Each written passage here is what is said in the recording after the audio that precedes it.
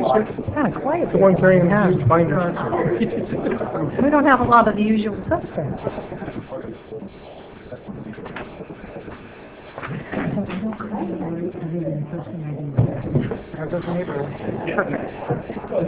How it's ordered? Okay. But don't do it quite yet. I won't. Why not? Okay, there we go. Because we were having technical difficulties. Here. I was here in spirit. I was watching you guys on the old tube. Not the tube, on the meeting to order. Steve, do you have anything to report back? Good evening, Mayor. The council is in closed session this evening on public employee performance evaluation in conference with legal counsel, and there is no action to report. Thank you. Liz, could you please do the roll call? Councilmember Singleton? Here. Payne? Present. Campion? Here. Cruz? Here. Howard? Here. Do we have a flag salute from Venturing Crew 119? We do. Okay, we'll have a minute of silent prayer, and then we will have the flag salute.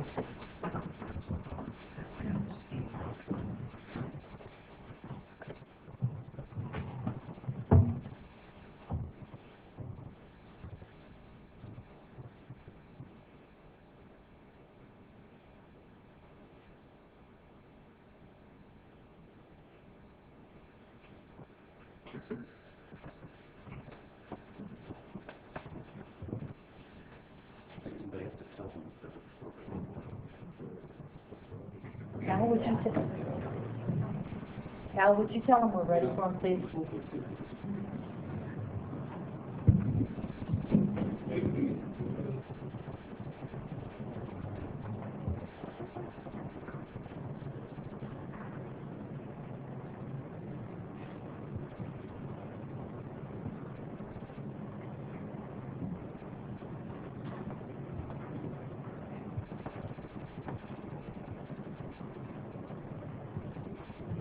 Color guard, forward, march.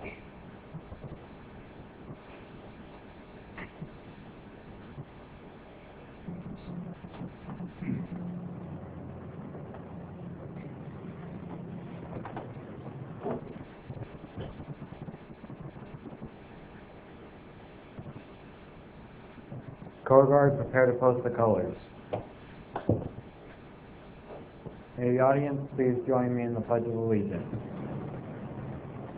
I pledge allegiance to the flag of the United States of America and to the republic for which it stands, one nation, under God, indivisible, with liberty and justice for all. Color guard, post the colors.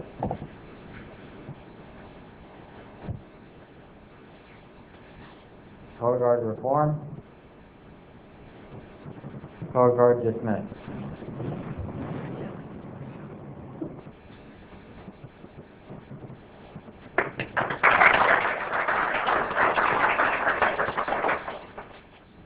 Thank you very much. Venturing Crew 119. Liz, could you please read the video statement? This meeting of the Galt City Council is being videotaped in its entirety and will be cablecast without interruption on Metro Cable 14, the Government Affairs channel on the Comcast and SureWest cable systems. Tonight's meeting can also be seen on Channel 14 and will be webcast at www.sacmetrocable.tv this Friday and Saturday mornings at 9 a.m. Tonight's meeting can also be seen via live video streaming on the city's website at www.ci.galt.ca.us. A DVD copy is available for checkout from any library branch. Members of the audience wishing to address council should fill out a speaker identification form and give it to the clerk. Please speak into the microphone when addressing council and state your name for the record. Okay, council, are there any agenda approval, additions, and/or deletions? I have a few. Okay, Liz, you have a few? We're going to pull item G3 to be continued at a later date. And we are going to switch the order of G4 and G5, if that is okay with council. We're pulling G3. Pulling G3 and just switching up 4 and 5. Council, anything else? And there is a correction to the minutes in front of you. We just added one line at the very beginning. I'm not pulling it off consent. Okay.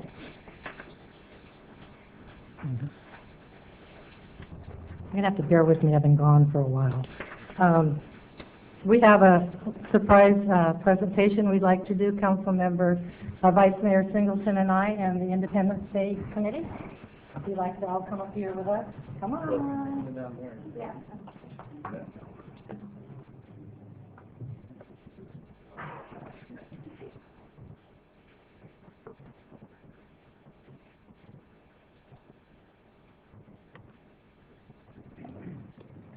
Armando, this is for you. We know we were a little rough on you at first, and you had to deal with just Mike and I by ourselves, and then we got a really great committee to help us, and the 4th of July celebration has just gone on and got better and better every year. And we're hoping to recognize every department, so we're starting off with you and would like to give you this to hang from all of us on the committee. Sorry.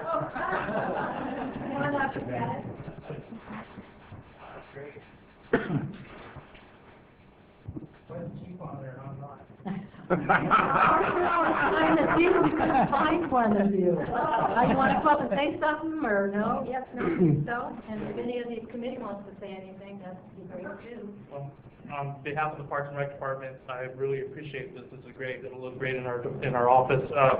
But we're only as good as our committee, and you guys did such a great job bringing back the parade, the 5K run. It was a great event, and I'm glad our citizens enjoyed it. So thank you. I really appreciate it. So.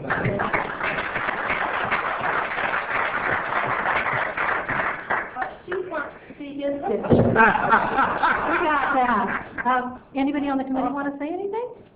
Armando. You can believe it. Oh.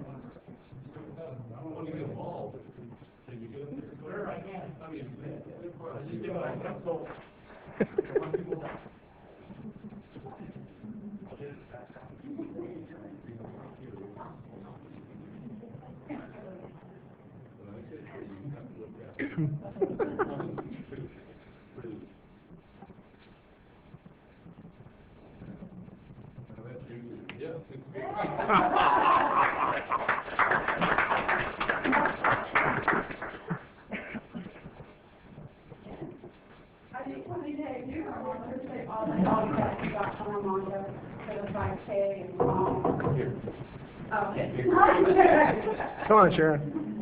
On behalf of Robin and I, we just want to thank everybody from the city for helping us with the 5K.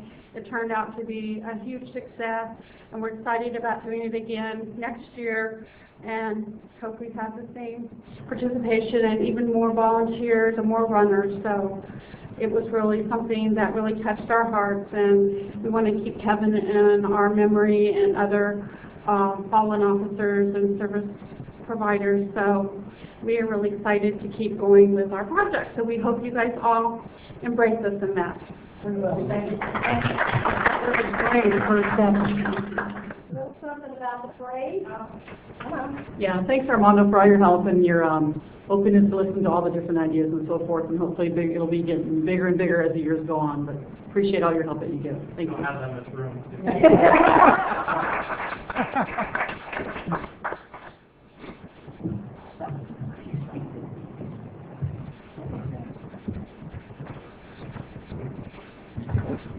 Okay, can you now read public comment, please? Okay. Under Government Code Section 54954.3, members of the public may address the council on non-agenda items. Speakers may address council on any agenda items during consideration of the item. Speakers shall restrict their comments to issues that are within the subject matter jurisdiction of the City Council and limit comments to a maximum of 3 minutes. Please fill out a speaker sheet located on the table inside the entrances to the council chambers and forward the completed speaker sheet to the city clerk. And I do not have any speakers tonight. Thank you. But I think, Dave, did you want to say anything, or we talked about? No? Okay. So I think we're good. Who? Oh, okay. The information and consent calendar, could you please read the 3 items, Liz? Okay, the first one, approval of the minutes of the special and regular meetings of November 5th, 2013. Number 2, approval of the City of Galt warrants. And number 3, a proclamation recognizing Dave Brown on his retirement from the Mosquito and Vector Control District after 30 years of service. Do I have a motion? Motion to approve. Second? Then moved and seconded. Liz, could you Take it, call for the Joyce. vote, please? Who did what? Vice Mayor Singleton? Aye. Councilmember Payne? Aye. Councilmember Campion? Aye. Councilmember Cruz? Aye. Mayor Powers? Aye. Okay, now we're on to ordinance amending 15.28 of the Galt Municipal Fire Code, and that is to you, Sandy. The part of the city's building code chapter is where the fire code falls, so that's why I'm doing this tonight, in case that confused you. The fire code is amended every 3 years to include provisions of the most recent version of the California State Fire Code. It incorporates language from the 2012 International Fire Code, and cities and counties are mandated to adopt these amendments. However, cities are also authorized to adopt local amendments that they consider to be reasonable based on the conditions of the city, the local climatic, topographic, or geologic conditions. If codes are not adopted locally, then we're required to follow the state guidelines. George Apple, the fire marshal with the CCSD Fire Department, is here to summarize the amendments that are proposed and to answer any questions you might have. Before I turn it over to George, however, wanted to make one correction. If you go to the redlined version of the code, which is after the ordinance, you'll see page numbers at the bottom right. On page 10, section 503.1.1, required access. It starts on page 10 and then continues to page 11. And on 11, you'll see subsections 1 through 3. The very last sentence following number 3 says, for required access during construction, alteration, or demolition of a building, see section 1410.1. That section reference should actually be 3310.1. So we'd like to make that correction part of staff's recommendation. And with that, I'll turn it over to Mr. Apple. Thank you. Good evening. Mayor Powers, members of the council. As we mentioned, the fire code is adopted every 3 years. That's where the updates come through, catches up with technology and everything else. And then the state of California will adopt that with state amendments because of the state climatic conditions and topographical issues, et cetera. The locals will then look at what we have to deal with and make amendments to it as needed. So we've had several amendments over the years that are being brought forward again, such as fire sprinklers in commercial buildings, at a lower threshold than what the state has, monitoring of fire alarm systems, et cetera, et cetera. One of the things that we were able to do over the years is, a few years back, we had a local ordinance for fire sprinklers in residential houses, and that is now a state law, so we were able to pull that out of the local amendments. And our goal is to be as consistent with the state as we can, but at the same time making sure all of our needs are met. So you'll see really only 3 new changes to the code. The first one is a definition of sky lanterns, and then a further section that would be prohibiting sky lanterns. And if you have questions on what those are, they're it's a candle that you put inside of a bag, basically, and use the heat from the candle to lift it up and let it fly around. And so, obviously not really a good idea, particularly in the state of California and outside of our weather today. That one we brought forward kind of last minute, and it will actually come out in the next code cycle because it's in the 2015 edition of the International as being prohibited, but there's a loophole that would allow them right now. We do get quite a few requests for those. Another one is a stab that I'm trying to put into place that would limit mowing of the tall dry fields, the combustible vegetation during weed abatement season, during the hours of 10 a.m. and 5 p.m. And typically that's our dry time during the day. And we're just trying to limit the potential for weed eaters and gas mowers, riding lawnmowers, things of that nature, that would be out in the field, potentially spark a grass fire and then become a larger problem. And then the last one is electronic submittal of fire sprinkler inspections or Title 19 required inspections. And that's just an ability to give us, get the submittals turned into us through an electronic means that we can use a system that will allow us to manage those better on an annual basis to make sure that we're staying on top of the inspections that are required, making sure that our systems are being maintained, and we can then communicate a little bit better as well with the property owners. So if there's any other questions, I'm trying to answer those. I have a question. Okay. I want to go back to this weed abatement thing from 10 till 5. Are you looking at specific heights of weeds that you don't want them mowing or weeding from 10 to 5? From 10 to 5 for what we would call the tall, dry, combustible vegetation, obviously not your yard. It's the fire code specifically says dry vegetation. So it doesn't matter what height, it's just going to be dry vegetation? Correct. And what we normally look at is if it's greater than 6 inches, then we consider it a fire hazard. That's part of the policy. But that's not going to be specified in that? Well, and it was established in the dark at this particular one, and so we're here, we can change that language to specify 6 inches or higher, or even 12 inches or higher. Might be easier to get, because me, as a citizen, and I hear that for the first time, I'm like, what? They don't want me cutting my lawn?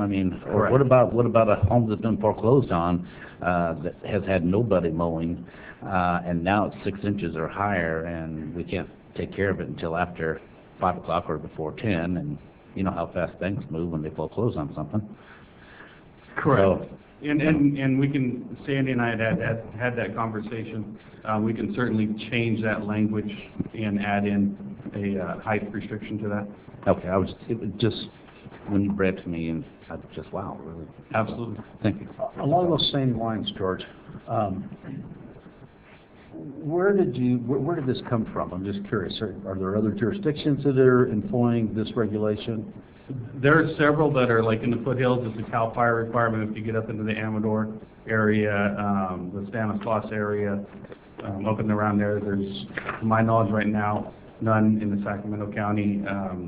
We are pushing this one forward for in the county ordinance as well. I see.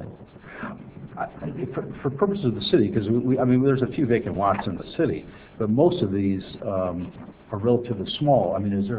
Would it be better to address both Councilman Singleton's concern to look at a minimum lot size rather than blanket the city with a regulation that could be applied to a single-family residence? Because the way it's written now, it could be applied, correct? It very well could be applied to a single-family residence. Personally, I have no problem if we wanted to do, 2 acres or greater.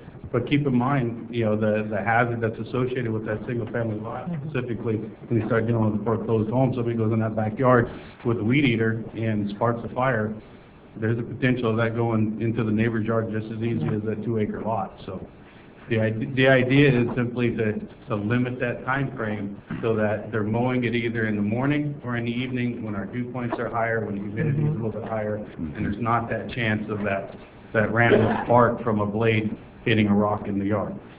I personally think leave it like it is with the 6 inches. I've got a lot right next door where I work, and it's small, but when those weeds get up there and they get high, like you said, you could just start off with one thing when it's really dry, and it could start a fire and nothing flat.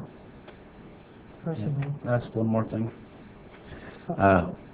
May I please? Okay. Since Councilman Campion mentioned about 2 acres or smaller, I think you said, Mr. Campion, is what about if something is larger than 2 acres?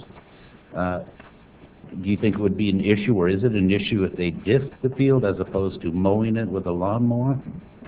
Well, we recommend that they disc if it's greater than 2 acres. That's in our policy. Okay. I'll tell you the background for pushing this one forward was from a fire that originated in Elk Grove last year in a residential area, where it was the middle of the day, it was 110, it was during the hottest time of our year that we had this year. And an individual was on a tractor with no spark arrestor or anything, and backed into, had all the dust up around the tractor, and it ended up sparking about a 5-acre fire, so. Okay. Yeah. Okay, well, I just wanted to make that suggestion, Sure. because, I think something larger than 2 acres, you're gonna be out there mowing a long time for. Correct. Our And chances policy- are greater that you're gonna start a fire. The policy for weed abatement is if it's 2 acres or greater, that it needs to be dished or scraped, Yeah. and then less than that, it can be mowed. Well, thank you for clarifying. Councilmember Payne? Yeah, I'm just wondering if you have a plan to make the public aware of this change.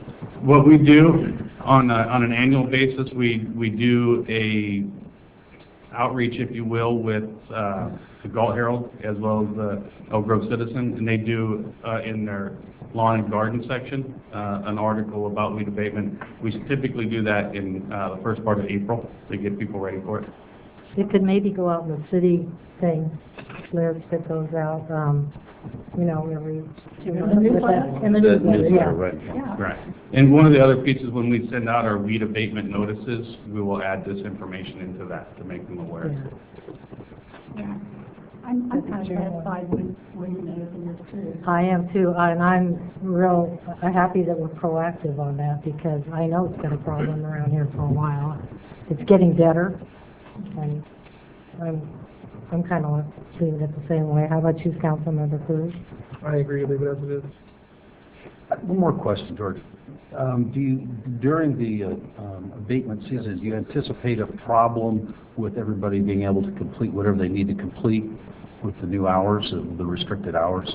I don't believe so. I mean, most people that we see are mowing, earlier in the mornings or later in the evenings, and it hasn't been an issue. And it's something that, quite frankly, we will monitor, and if we see it being an issue, here's the thing, we have some enforcement parameters to it, that we could be a little bit less objective. And, right now it's called out May through October, which is our typical fire season. Right. But if we get a late spring and, our vegetation is still relatively wet, if they're mowing later in the afternoon because you have to, so be it. That's something that we will manage in-house. But remember, it does say dry vegetation, and we get the ability to classify it as combustible or if it's just ugly. Well, it's daylight savings time too, correct? I mean, when that starts out, Correct. so it stays light a lot later. In the past, George, and maybe I'm wrong, but I seem to recall that the old fire district, prior to the Galt Fire District, they used to make a declaration as to when fire season counted or started. Correct. So that the declaration from that point forward went rather than a fixed date such as this. So the CSD doesn't do that. No, we still do that, and it typically coincides with the state declaration for fire season. The challenge is writing it so that, I guess we could write it so it says during fire season. During the fire season, during which the fire, because that way you wouldn't have to worry about the dates at least. Correct. And I'll be honest with you, I put the May through October, because in the 12 years that I've been in the county, it has always been It has? through October. Yeah. Oh, okay. Okay, well, it's just a question. Anything else, council members? What, I did have one. On the electronic filing, Yes, sir. do you have the records management system in place? We have started using a records management system. You have. Correct. It's an online system that's free to the fire service Okay. as well as to the property owners, which is Okay. nice. But I don't want to put that name into it. And Sure. change No, that's good. Right. No, that's good. Thank you. Al, you wanted to say something? Yes, I could. Appreciate it. Al Baldwin, I am a concerned citizen of Galt. This is very much of a concern. We have around Galt residential areas and in some country areas that hire people to come out and cut their lawns and trim their lawns and do other things with the equipment. You're going to send a notice to each one of these businesses that they've got to do this thing during that time of year, or you're just going to assume it's in the paper they should know? We will do a community outreach to them now. And the community outreach would be Would be a notice to those businesses. just in the paper or individually? We would typically notice in the paper, but if it's a concern of the council, we'll send something out individually. So this could affect residential people doing their own lawns and things. Again, this is dealing with dry. Dry. I understand, but, okay, early in the morning, in residential areas, you just don't want it that loud. That is the other concern, is how early they start. I mean, they can start as early as 6 during the week. I mean, that's the... I think it's 7. It is 7? 7. 7 Monday through Fridays. Right. No, I thought it was 6. It is 7 o'clock. Okay. That's still early.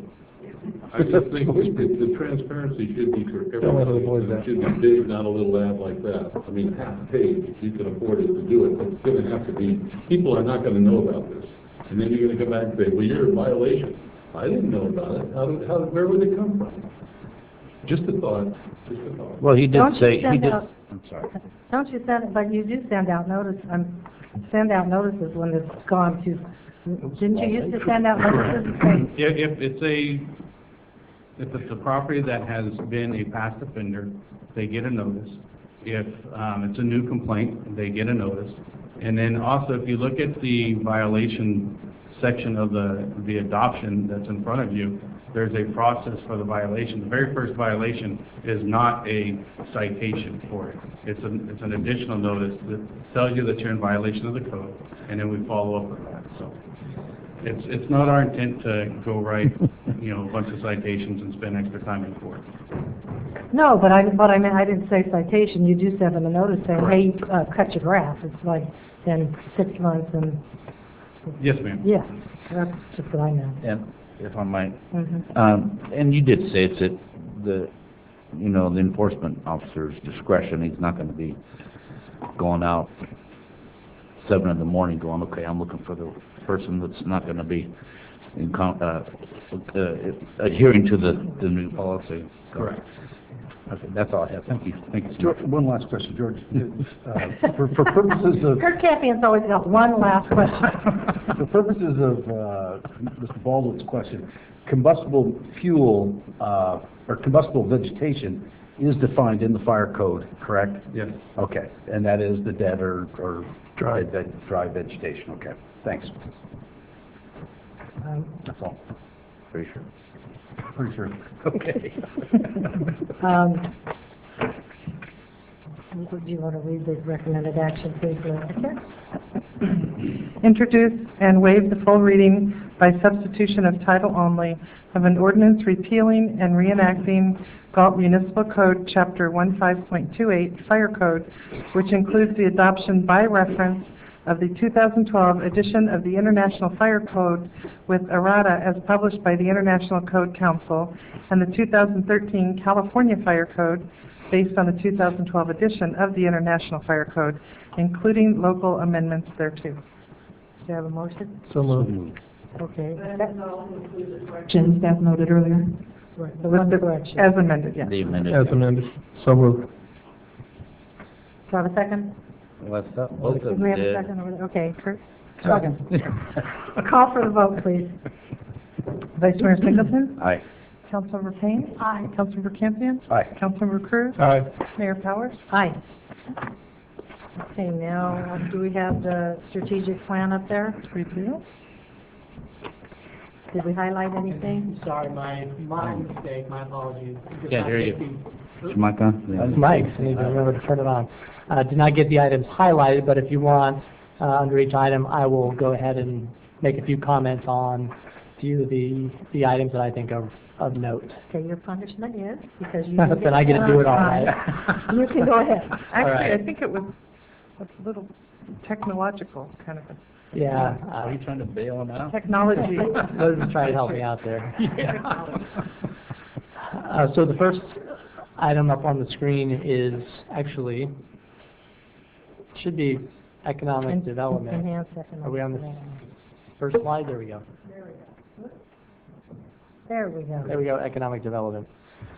So you'll note up there, there's a couple items that are already complete. One of the ones is number 4 that was just completed recently with the economic development roadmap, the SEDS document that was recently adopted by the SEDS committee We did send a copy of it off to the Economic Development Administration. We have not yet heard back from them, so hopefully shortly they'll have an opportunity to review it and certify it.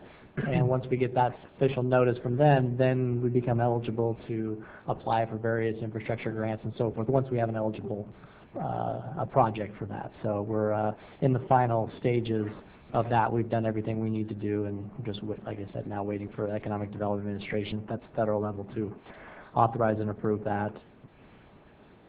And we'll go ahead and go on to the next one, stability and maintenance of reserves.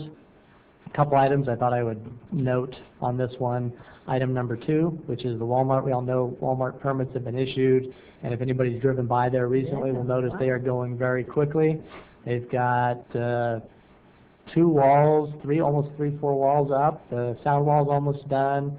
They're moving very quickly. I think they're trying to get as much as they can done before the rains really start. So I'm really optimistic that they'll be opening sometime in the spring, late spring.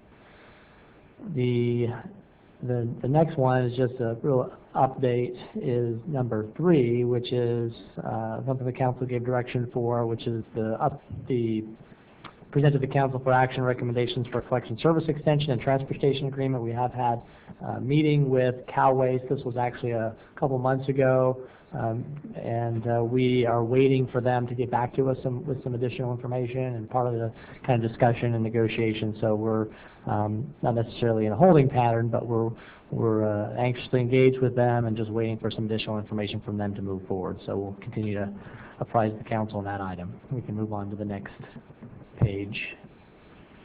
Next one is provide services and facilities that are responsive to community needs. The first one is to develop and present to the City Council at least 2 strategies for enhanced code enforcement regarding blighted and foreclosed properties within the City of Galt.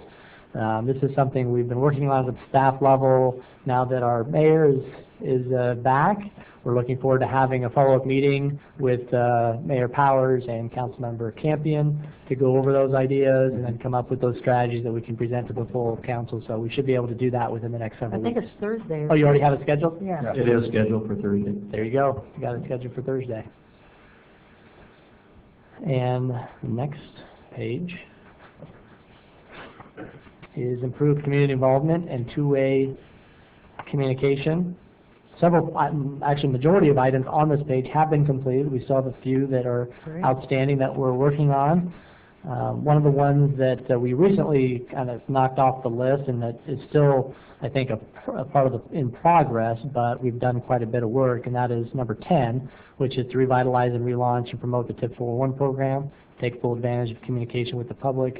You remember the newsletter article, or the newsletter that came out a month or so ago, had a nice little article in there about the TIP 401 program, and we continue to try to get the word out there among our citizens that that's a opportunity for them to go sign up, register, and then they will get information as crimes happen, things about that might be happening in their neighborhood, crime prevention items. That is really an important tool for our citizens to stay connected with the city government, in particular with our police department. So encourage people to participate in that. And a few of these other ones are going to be exciting as we move on with them. The Facebook page is well underway, and we're over 150 over 200 now. Over 200. Good. So that's good. It's going well, and we have information. I think we're posting at least once a week on there, different activities and events, and once or twice a week, a couple times a week. So those of you that are out there, pay attention and go and add it as a friend or a like or whatever people do to Facebook. Like us. Like Facebook/City of Galt. There you go, Facebook/City of Galt. So that's all I have. Any council members? There's several other items on here that involve council members. If council members wanted to provide updates to the council, certainly it's an opportunity to do that as well. Anyone? Anyone? Okay. And we're going to move right along. We're pulling 3 and 5. The fiscal year pre-audit budget update is to you, Lynette. You missed one. Treasurer's report. What? Treasurer's report. Oh, sorry. Treasurer's report. Yeah, thank you. I think, I have to really seriously, I think the anesthesia is still roaming around somewhere. No problem at all. Madam Mayor, City Council members, before you this evening, you have the Treasurer's report for September 2013. There's 2 items of significance that happened during the quarter ending September. The very first item was there was a $1 million certificate of deposit that matured at American West Bank. It was a 2-year CD. I also wanted to renew it. I asked for 2 years. Their company philosophy was that they would not go beyond 1 year for public funds, which was fine. That's their policy. I noticed that we were just down a little bit below our target amount that we try to keep in LAIF, so it worked out fine as far as I withdrew the money from American West and then placed that money into LAIF. The other significant event was there was a CD at Farmers and Merchants that came due in September 14th, as a matter of fact. There I did ask for also again for a 2-year CD. Through a little negotiation, they had to increase their rate a little bit in order for me to be satisfied. And so the rate on that 2-year CD is 0.65. And then lastly, for the weighted average return for our entire portfolio ending September, for the month of September, was in fact 0.65 also. And I just want to make note that, we always stress how we want to invest locally and keep money locally as much as we can. I will say that the city has $14,750,000 invested in local banks. So that's good, and that's all I have. I'll answer any questions that the council may have. Otherwise, I ask for your approval for the Treasurer's Report of September. Questions, council? Great, thank you. Move to accept. Second. Call for the vote, please. Vice Mayor Singleton? Aye. Councilor Payne? Aye. Councilor Campion? Aye. Councilor Cruz? Aye. Mayor Powers? Aye. Thank you very much. And thank you Thank you. very much. Okay. Very good, thank you. I wanted to wait till the staff. So we are pulling 3, Right. and we're going to do now. You right now. Good evening, Mayor and council members. This evening, I am presenting information based on our pre-audit fiscal year ending June 30th, 2013. The information is informational only, and there's no specific action required of council. As previously advised, based on the downturn of the economy, staff did advise council that we would provide regular updates on the financial position of the city, and we have been doing that on a quarterly basis. So this evening I'm here to present pre-audit information. We are hoping that we will actually finish the audit this evening, and we'll be back in front of council next month in December with actual final audited information. But I would like to address a couple of the major funds that are most volatile to the economy, the General Fund and Cultural Recreation Fund. So I do want to spend a little bit of time going over revenues and expenditures in those two funds, and then briefly go over some of the major fluctuations in some of the other funds. So in the General Fund, we saw that revenues were actually less than what the budget anticipated by $345,000. And I will go over a little bit more in detail on those revenue fluctuations, and expenditures were less by just about $1.5 million as well. So going into the actual revenues for the General Fund, property taxes, we received about $3,187,000 compared to the budget estimate of $3,190,000. So there was a slight decrease there. Again, it basically reflects the decrease in assessed valuation. Sales tax is another primary source within the General Fund, and we received $1.5 million, and our estimate was 1.56. So there was an increase, about $7,000. So that was on a positive note. Licenses and permits, we were basically the largest revenue source in that category was business licenses, and we received over $100,000. But I guess the building permit fees were in this category, and there was an increase there based on the number of building-related permits, so that was definitely a positive note as well.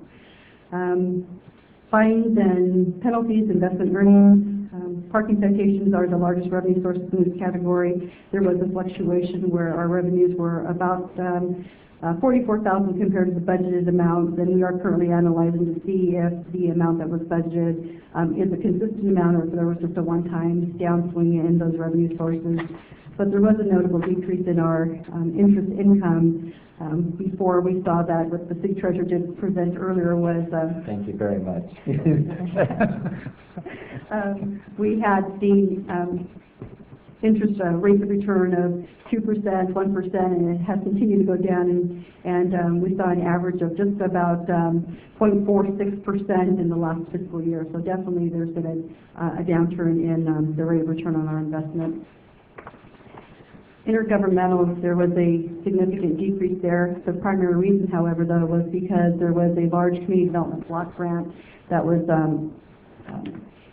a project that had been earmarked, but we didn't extend the funds. So again, we're going to postpone that expenditure, and then once we incur that expenditure, then we'll go back in and ask for the reimbursement on the grant revenues. So that was anticipated. That amount was about $340,000. Charges for current services. The largest revenue source there was rents, and we do see some rents coming in. We have the different cell towers there, the wastewater treatment plant for the law enforcement range and so forth. So we actually received $192,000 compared to the budget estimate of $195,000, so a slight decrease there. But the overall increase was really related to some of our planning fees, so that was definitely a positive note for us. Revenues from refunds and reimbursements. The primary source there was the rebates that we received from the Joint Powers Authority, and so that just depends year to year on what that amount is that we will be receiving. So the actual amount that we received was just over $200,000. Revenues miscellaneous, the largest item there actually was amounts that we received from the county that we previously received under tax increment. Now we performed every 6 months the ROCs, and we get an allocation of $250,000 for the entire year, but that amount now is no longer coming from the redevelopment agency through property tax increment. It's part of miscellaneous revenues. So again, our revenues were down by $345,000. One of the primary sources there was related to the CDBG funds. On the expenditure side, again, we saw savings of $1,491,000, 12% below the budget. And the most significant savings, I won't go through all of the line items, but the most significant savings occurred within non-departmental. Again, the non-departmental had the community development block grant budgeted in that line item. So those amounts were not expended. Those will be carried into the new fiscal year. And the other savings was in the capital line item for the police department, and that was the Regional Law Enforcement Training Center. Again, those amounts were not expended, that we do anticipate carrying that budget into the new fiscal year, so that will be budgeted again into the new fiscal year. So after everything was said and done in the general fund, after we carry forward the encumbrances and those contracts, there was actually a savings of over $400,000 in the general fund on the expenditure side. So that was definitely on a positive note. When you do transfers in, transfers out, one of the things that we did not have to do that we anticipated was to transfer money to the Culture and Recreation Fund to cover the shortfall. That did not happen in the fiscal year ending June 2013, so that was a positive note, and that was over $100,000 savings to the general fund and not needed by the Culture and Recreation Fund. So when everything is said and done, there was actually a positive impact in the current year in the general fund of about I think we showed $303,000, definitely positive news. We actually, in the staff report, anticipated that our beginning fund balance was off by $231,000. We did identify that amount, so I am pleased to report this evening that the actual positive change was $303,000, not the $72,000 that I thought may come to fruition. So that's definitely good news. We are still deficit spending in fiscal year 12-13. We anticipated being deficit spending by $1.3 million.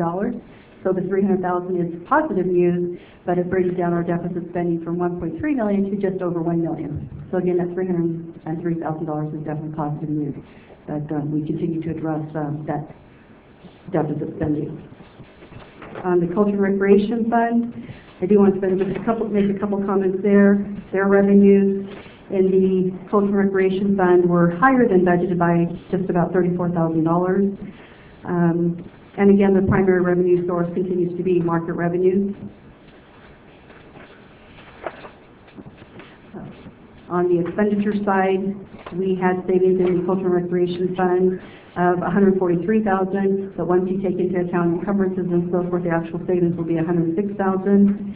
Again, transfers in and transfers out. There was a negative impact to the Culture and Recreation Fund because we anticipated $100,000 transfer from the general fund that wasn't needed, so that did affect the bottom line. So when everything is said and done for the Culture and Recreation Fund, they had a positive impact of $29,000 to their fund balance, so that was definitely positive news as well.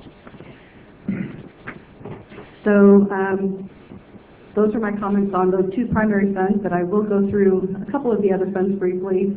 And let's see, let me go ahead and get started. On gas tax funds, transportation funds, revenues, basically, we're low compared to budget. Again, some of those expenditures for the year were lower than anticipated, and a lot of them are based on reimbursements for expenditures, our intergovernmental funds, and so forth. And we did see two of the large projects continue, but there was a lower amount that was being expended, primarily Central Galt interchange, as well as just the initiation of the Twin Cities roundabout projects. In our enterprise funds, which is our water, our sewer, our revenues, and storm drain, revenues from operational charges were higher than budget amounts. The sewer was slightly less than what we had budgeted, and expenditures were all within budget amounts within all of the utility accounts. Measure R, which is the public safety tax. The primary revenue source, again, is the transaction use tax. And that was definitely a positive note where the actual amounts were over $900,000, $954,000 compared to the budget estimate of $920,000, an increase of $34,000. And again, the increases in our sales tax were in that measure is because we have, out of the district area, car purchases from our residents, increases in the fuel prices, and the delivery of consumer goods from outside the area that are coming back in and being delivered within the city limits. So if you make a purchase for a refrigerator, washer, dryer in Sacramento, Stockton, and Lodi, and it's being delivered within our city limits, they actually are paying for that. So that's definitely good news. We saw that we were trending, I think I might go over that in on the first quarter, but we budgeted around 58% of citywide sales tax, and in that first quarter, I think I'm jumping ahead of the report, but I think we're at about 69% actually, so we're doing really good on Measure R. The amounts expended, we are being able to fund expenditures for at the end of fiscal year for 7 sworn officers, including 1 COPS grant-funded position and 1 dispatcher. So that's at the end of the 2013 fiscal year. Basically, there are 8 positions funded with Measure R funds. Let's see what else. I'm trying to think of what else we had on specific items. Impact fees. Impact fees were slightly more than budgeted. We had issued 20 single-family dwelling unit permits, and we received impact fees from Walmart, so that was definitely an increase to budget amounts. Expenditures were all within budget amounts there on our impact fees. Again, something about interchange with the project, the Twin Cities widening, and another project was the water meter retrofit project as well that is now kicking into more aggressive mode. And with that, that concludes my comments. But if you have any specific questions, again, like I said, we anticipate bringing the actual audit to council for acceptance at the next month. We are hopeful it will be the first meeting of December. So with that, if you have any questions, I'd be more than glad to try to address those this evening. Councilmember Payne? I do have a question regarding fines and penalties, investment earnings. Actual amounts received in these categories overall totaled $44,000 as compared to budgeted amounts of $128,000, a decrease of $84,000. I was wondering, was our estimate realistic, or why is the amount not acceptable? I did not specifically look at that line item, so I really can't respond to that one at this moment. I'm not sure if you might know offhand, Steve? Unfortunately, I do not. I would certainly be happy to report on that at the next meeting, though, because I do want to see if that was just a high estimate or if there was some one-time downturn in that amount. But I can certainly report on that one at the next meeting. And then I had one more question. On the expenditures, you went over the gas tax transportation. Expenditures are within budgeted amounts with the exception of intergovernmental streets, which includes the 2 large projects. So, can you explain that a little more, what was the problem there? Sure. Give me just one moment, see if I can pull that report up real quick.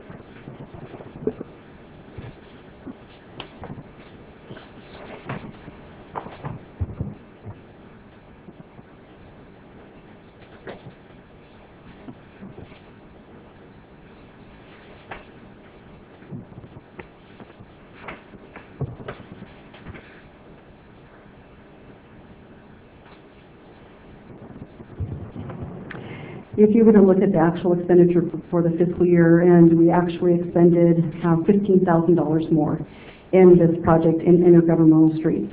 However, I believe that if you looked at that one fund and we were to compare that to that same project in Fund 11 under impact fees, there's a $500,000 savings. So I think during the process we evaluate which sources of revenues we should be using, whether we're going to use our impact fees or possibly use those that are reimbursement based on like a grant or so forth. So we try to utilize those funds first. And so it turns out that we're over by $15,000 in that one fund, but there's savings in other funds for that project. Thank you. Council members over on this side, any questions? None for me. Okay, so that was information only, so thank you, Inez, and then we'll go back to you again for the first, the first quarter update, please.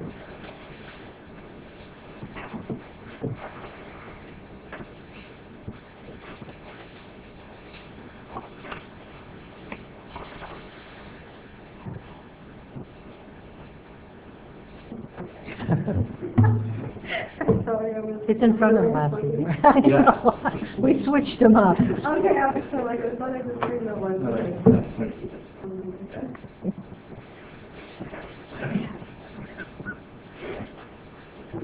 Huh? Not us, I know. That is me. Okay, so here we go. First quarter update. So after we hope we closed off this fiscal year 13, now we jump right into the current fiscal year, and I want to report on the first quarter update. Again, as previously advised, we do want to focus on the general fund and culture and recreation. Again, those are more volatile towards the downturn into the economy, but I do want to comment on the other funds that may have major fluctuations. From the revenue side, we would be looking for about 25% collection through the end of September. And on the expenditure side, hoping that we would have about 25, not hoping, but have at least 75% still available for the remainder of the fiscal year. So revenues in the general fund actually are about $760,000 compared to the budget of just over $8 million. We're at 9% of our revenues. But before we look any further, we really need to look at what those revenues consist of. The primary revenue sources in the general fund are property taxes. That's 42% of our general fund.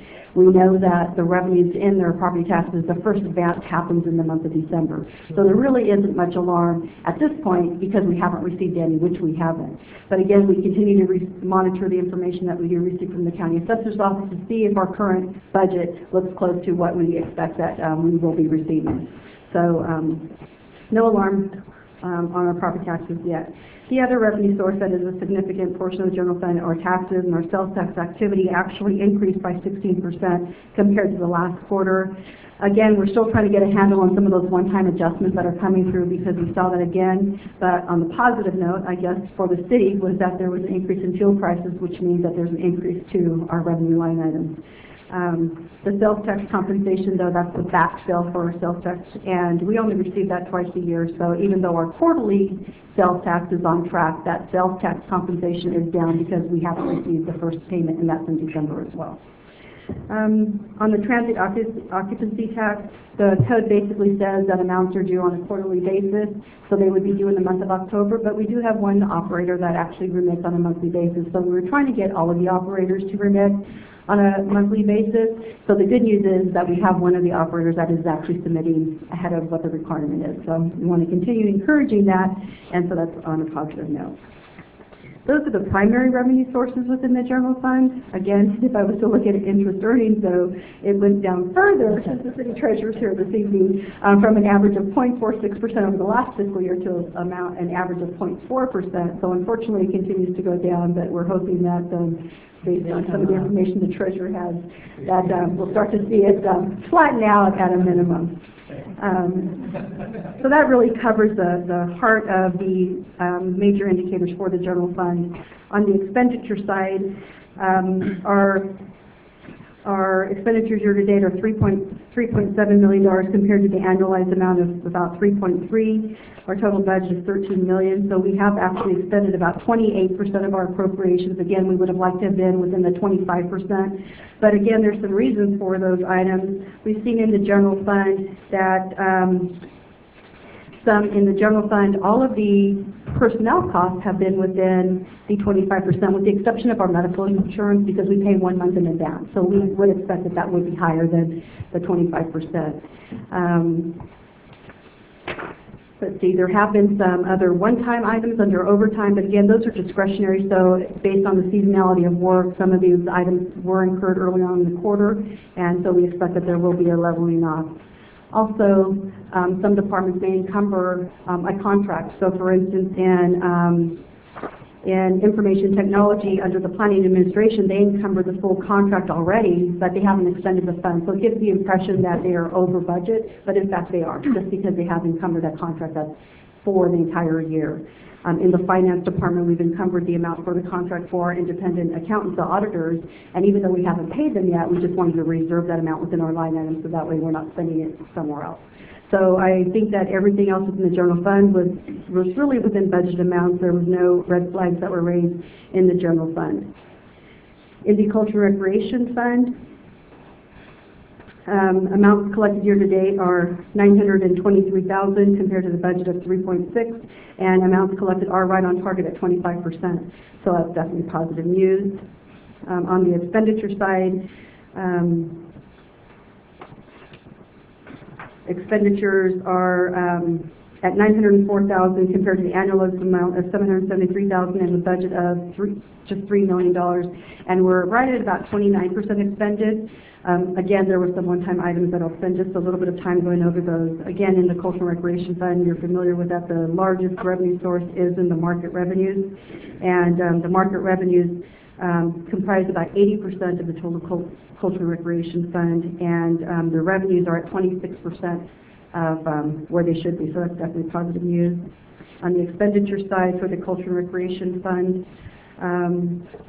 we're at about 29%, as I just stated. And if you look at all of the different fluctuations, they range from a low of what's available of 62% within the aquatic center, but again, they just finished their peak season, the summer months, to other amounts that may fluctuate within the parks and or the market division. So I again think that there have been some departments or divisions that are a little higher, but again, I think it's because of encumbrances that are already reflected, and it gives the impression that the amount available is less than really what it is today.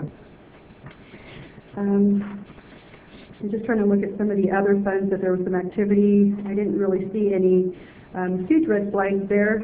I did want to comment on the Measure R, though, on the transaction use tax. We're right on track. We have collected 25% on Measure R, and as stated under the city, there were some one-time adjustments in some fuel prices, but overall in sales, I understated that we actually are tracking at about 70% of city sales tax. Typically, you would budget a half a percent, which is 50% of the city sales. We budgeted at 68%, thinking that the trends were that the last quarter we actually were trailing at 70% of city sales. So that's definitely positive news for Measure R. On the expenditure side for Measure R, I believe that the actual number of employees are the same. There's 7 sworn officers plus the 1 grant-funded position, but now there's 2 dispatchers, which as of the end of the last fiscal year, there was just 1.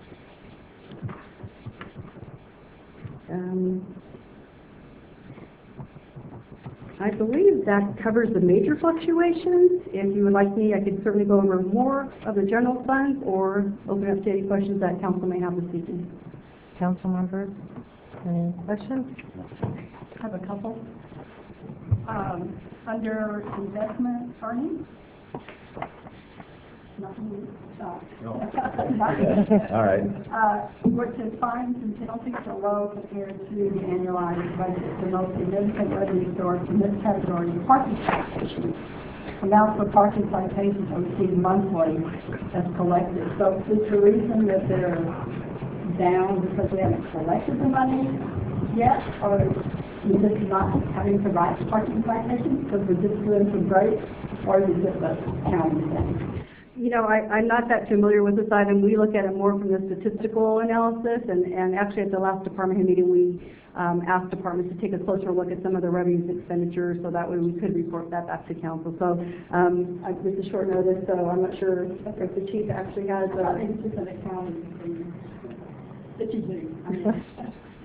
The majority of parking citations are in fact issued by CAPS, and to my knowledge, those have not went down, so I don't know if it's collections or what the issue is, but I'm more than happy to look into it and see what I can find out. Maybe we're just doing that. Well, I see the citations come through, so I know that they're still writing them. Okay. So. I don't know, maybe this goes along with it too. On the next one, under revenue from other agencies, revenue sources include many grant payments, inclusive of various law enforcement grants and block grants. Grants are low compared to budget as amounts have not yet been expended. Do we have something that we're working on that we're supposed to get grant money for that is not progressing? I think one of the biggest issues is the SLEP funds, COPS, and that's their $100,000, and that has not come in as far as being a total $100,000. I mean, it's guaranteed us by the state through the governor's office, but we have not received all of those funds, so that might be the issue. Okay. That's my question. Okay. Anyone else? Okay, and so that was, no actions required on that. Thank you very much, I know. You're welcome, thank you. Now we're at city clerk's report. Once again, I'm before you with a committee vacancy. Tonight, we have a vacancy on the youth committee. That's Councilmember Campion's appointment. We do have one letter of interest from John Gordon. So I would ask that you make an appointment, or we can go back out and advertise. No, Mr. Gordon is great. Communicated with him and feel very comfortable he'll do a good job, so nominate. Okay, thank you. Oh, okay. Thank you. And you, do you have other, timelines to report? I do. There is a beautification committee this Thursday, November 21st at 3:30 in the City Hall Community Room. On November 25th, there's a Commission on Aging special meeting at the Parks and Recreation office at 5:15 p.m. City Hall will be closed next week on Wednesday, Thursday, and Friday for the Thanksgiving holiday. And then the regular Commission on Aging meeting scheduled for November 28th has been canceled. And that takes us to our next meeting, other than the Youth Committee meeting, December 2nd, sorry about that, at 6 p.m. in the City Hall Council Chambers, and that takes us to our next City Council meeting. Okay, thank you very much. Okay, comments by staff? Mayor, I just wanted to remind council that we are going back into closed session at the completion of the regular meeting to continue public employee performance evaluation. Thank you. Anyone else out there? Just a quick update. We did get some paving done before the weather finally got here. We could use more rain, but it does hold up paving. We had the Live Oak project. We had a lot of miles of trench work open on several county roads, including the west end of Live Oak and much of Midway south of Twin Cities Road, and we got those all buttoned up this past week. And now we're trying to get the paving done up on the Twin Cities northwest quadrant, get the 99 on and off ramps there on the west frontage road open. That paving at this point will probably be done hopefully after Thanksgiving if weather cooperates, and then we're going to try to button up the job or weatherproof the job and accomplish what we can to keep the project and get it ready for spring to run hard. Thank you. Okay, so we'll go to council. I'll start over with Councilmember Campion. Actually, a couple of things. Last week, I was at, a little over a week ago, I was at the STA board meeting, Sacramento Transportation Authority, and we had a presentation on the new Measure A that they're looking at for next year. It was actually pretty good. They've done some initial polling on the project. It's not as good as it was in the prior polling for the fire measure A. However, they think with they still plan to move forward, but with a little bit of exposure. They believe that it may be a go. They haven't decided to pull the plug yet, so they're still moving forward with that. I have the presentation here. I'll leave this with the clerk if anybody wants to take a look at it. Leave it in the office for her if you want to take a look at it. Can I ask you a question? Sure. Do we have to vote again on Measure A? Is that what it's coming up with? It's whether the STA board wants to put a measure on the ballot in 14 Right. to increase sales tax and focusing pretty much focusing on local improvements. The majority of the funding would go to local agencies with, the way it is now, full discretion to use for potholes or other infrastructure improvements. And I know, Steve, your office has been in touch with, I think, the consultant. I think is Gwen the lead on this?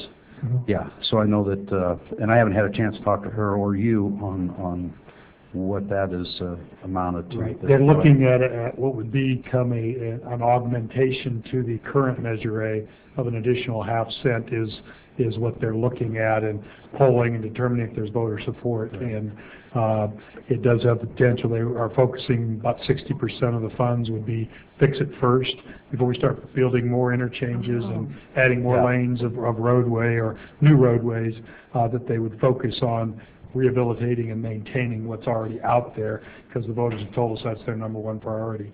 And then there would be some earmarked funds for light rail extension to the airport, as an example, funding for the Southeast Connector, which would be a major relief to the Sacramento corridor, and a few special projects like that. But a lot of early year emphasis, and I think over the 20-year proposal that it could raise locally, if projections hold, as much as $40 to $60 million for Galt, if the measure was approved, to do a variety of augment capital projects down the road, but fix it first over the first couple of 5-year periods. Yeah, it's a 30-year term, I believe, isn't it? I think they're polling on what it would be. Oh, yeah, nothing's been decided yet. I think 30 years is the initial draft. The one thing I did raise is that during the polling, they identified all the jurisdictions that were polled.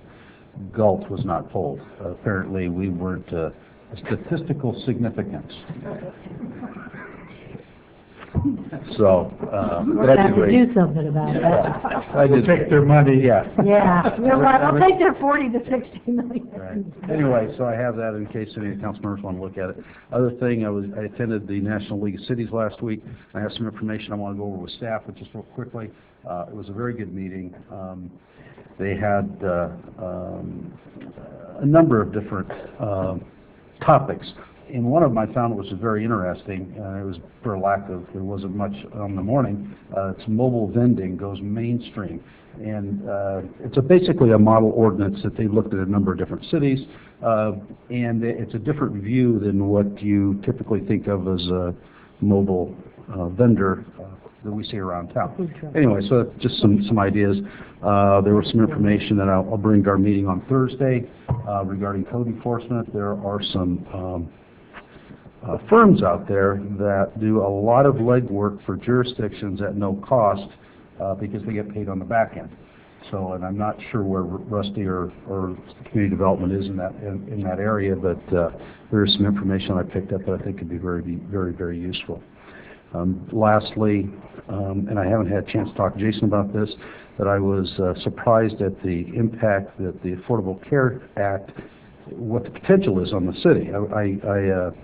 Some of the fines and some of the reporting that I think we will be faced with, particularly as it relates to part-time employees and whether they opt in, opt out, and so I think that at some point I'd like to sit down and talk a little bit more about that as well. Yeah, you're right. It's a big impact. It is a big impact. Fortunately, we were given another year. It doesn't go into effect until is it January 2015 now? You're right, but the reporting, my understanding is the reporting has to start. We're still already working. You've already got to start on that work to get going, yeah, right, so, anyway, it was very good, enjoyed it, that's all. Councilman Chris? Tying to the STA report, are we still sitting at 70% for our infrastructure as far as roads? If you're referring to our pavement condition index? Yes. I'm trying to recall the last average I looked at. I think we're actually trending up towards about 74%.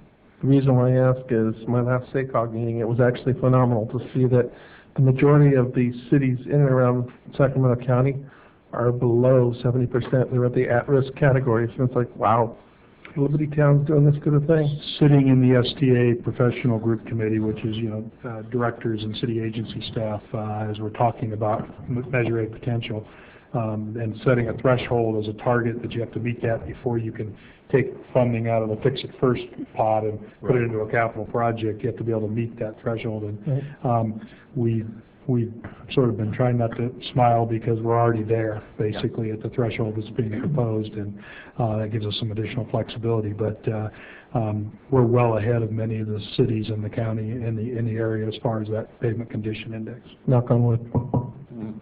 Keep it going. Other than that, I just wanted to wish everybody a happy Thanksgiving, and we will see you in December. Councilmember Payne. The Galt Community Alliance had their meeting. I don't know if it's the second one or not. It was well attended. We had representation from all of the city committees. They had a suggestion that we try to get a list of all the churches and different people that are collecting either food for Christmas or toys, so that people know where they can make contributions of food or toys. So we'll be working on that. And then I would remind everybody that the Galt City Council Youth Committee will be hosting their annual Crafting with Santa at the Littleton on December the 8th. It's a great deal. You can drop off your kids from 1 to 5 for $3. I mean, we can't get a babysitter for that. You can go shopping. You can just take a break from shopping. So it's December the 8th from 1 to 5 at the Littleton.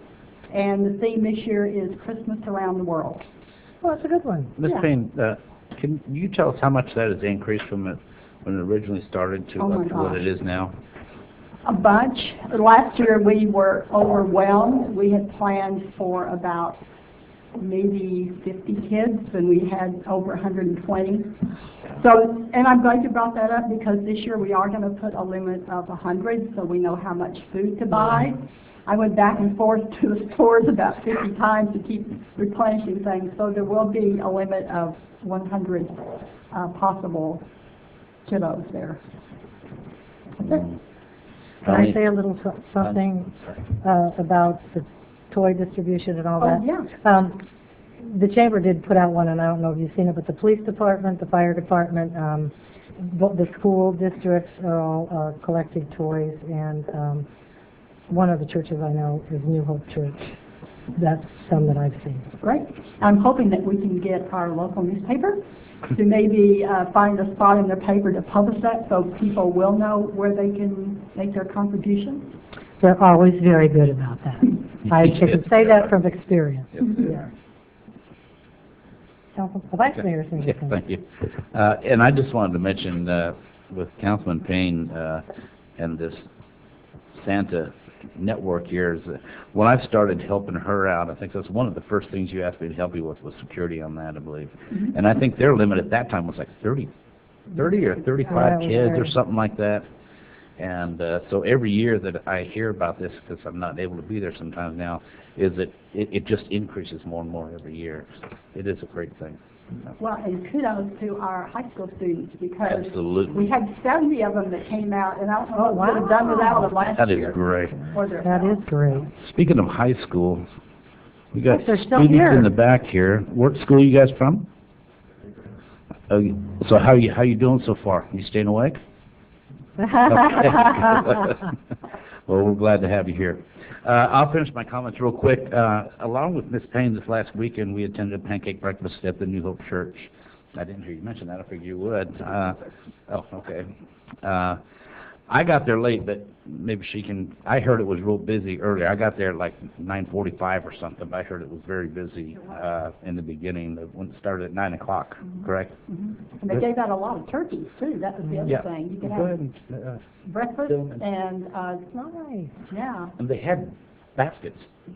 I didn't see the baskets. They were up on the stage. Okay, I was there for breakfast, but I didn't know Yeah. there was turkey. Yeah, they also, they Yeah. had some baskets, and it was a very good event, and I was happy to be there. The other thing is, in case somebody, well, most people have heard by now, we had a big meeting on the LAFCO Commission last week. It was dealing with the Elk Grove SOI. Their SOI was completely denied, 5-2.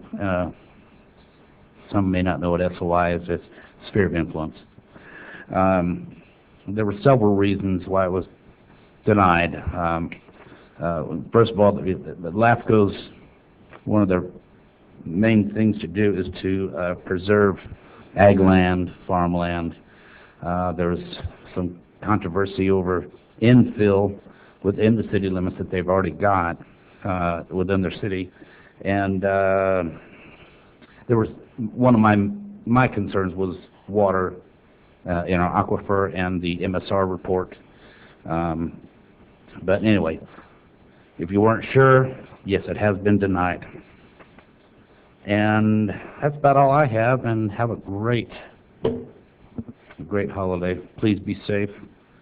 A few things I'd like to say. I do want to remind you all that there is a senior luncheon, the annual one we have every year, South County Services. It's December 12th. It's for anyone 62 and over, and it's free, and it's one of the events where a lot of the seniors in town, that's probably the only thing they get to come to, and I'm very proud to say that the city council and our city manager, Liz, I see Al Baldwin and Kelly Keegi out there. A lot of people come and donate of their time to serve with these people, and I just think it's a wonderful event. And on another note, I want to thank our guys in blue today. I did something I couldn't believe I did. I was in a hurry to leave my office today, and I left my office in an emergency, and I ran out and closed the door and put the alarm on, and I got halfway into town where I was supposed to be, and I got a notice from the alarm company that I failed to lock the door. And one of our poor clients had tried to get in, and we weren't there, and all the bells and whistles went off. And by the time I turned around and got back there, there were 2 police cars there searching the perimeter for me and going inside with me and checking the place. So I'm very thankful for them, and I just wanted I told them I'd give them a shout out tonight. I really appreciated it.